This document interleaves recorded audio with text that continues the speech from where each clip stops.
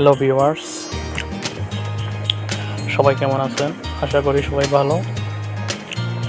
তো আপনাদের সাথে আজ যে ট্রিকটি আমি শেয়ার করতে চাচ্ছি সেটা হচ্ছে কীভাবে আমার স্ক্রিনে দেখতে পাচ্ছেন একটা ছবি, কীভাবে এইরকম ব্যাকগ্রাউন্ড রিমুভ করে এইরকম ব্যাকগ্রাউন্ড মানে ডিএসএলআর মোডে ব্যাকগ্রাউন্ড অ্যাড করা যায় ছবিতে এইরকম।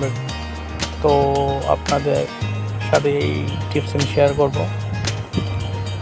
একদম সিম্পল, জাস্ট এক ক্লিকেই ব্যাকগ্রাউন্ড চেঞ্জ হবে।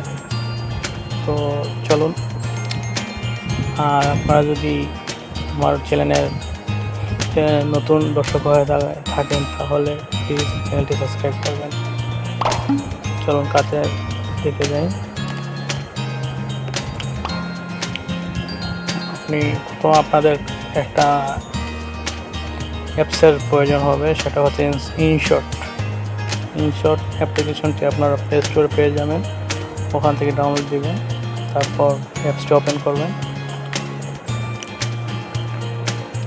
অ্যাপসটি ওপেন করার পর ফটোতে ক্লিক করবেন, নিউ প্লাস আইকন এইটাতে ক্লিক করবেন। তারপর আপনারা এখান থেকে আপনাদের গ্যালারি থেকে যে কোনো একটি পিকচার আপনারা সিলেক্ট করবেন। আমি এখান থেকে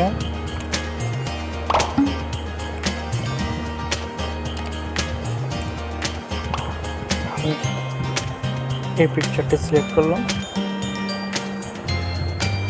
তো এটার আমরা ব্যাকগ্রাউন্ড রিমুভ করব। তো প্রথমে আমরা এখান থেকে এইটাতে ক্লিক করব, কাট আউটে ক্লিক করার পর আমাদের ব্যাকগ্রাউন্ড রিমুভ হবে, এইভাবে রিমুভ হবে। তারপর আমরা এই আইকনে ক্লিক করব। ক্লিক করার পর আমরা ব্যাকগ্রাউন্ডে যাব। এই যে ব্যাকগ্রাউন্ড, এটাতে ক্লিক করব। এখান থেকে আমরা এগুলো চেঞ্জ করতে পারবো। ব্যাকগ্রাউন্ড আমরা চাইলে আমাদের ফোনের গ্যালারি থেকেও পিকচার অ্যাড করতে পারবো।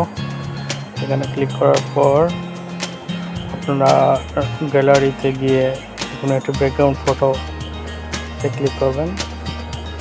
এখান থেকে ডাউনলোড অপশনে গেলাম। তারপর এখান থেকে যে কোনো একটি ব্যাকগ্রাউন্ড সিলেক্ট করলাম, করেন এইটা সিলেক্ট করলাম।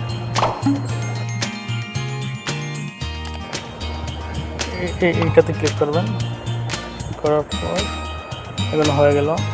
তো এটা পিকচারটা আপনি আপনার ব্যাকগ্রাউন্ডের সাথে সেট করবেন।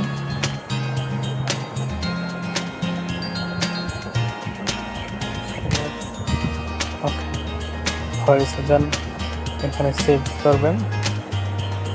সেভ করার পর আমাদের পিকচারটি হয়ে গেল। তারপর আপনারা এটিকে সেভ করে এসডি কার্ডে নিতে পারবেন।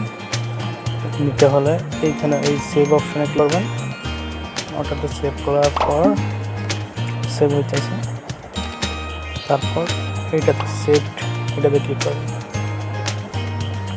ক্লিক করার পর হয়ে গেল সেভ। গ্যালারিতে চলে আসবেন। এই আমাদের ছবি। তো এইরকম হয়ে গেল, খুব অল্প সময়ে এক ক্লিকেই পিকচারের ব্যাকগ্রাউন্ড চেঞ্জ হয়ে গেল। এটাই ছিল আমার টিপস। যদি আমার টিপসটি ভালো লাগে থাকে অবশ্যই আমার চ্যানেলটি আপনারা সাবস্ক্রাইব করবেন।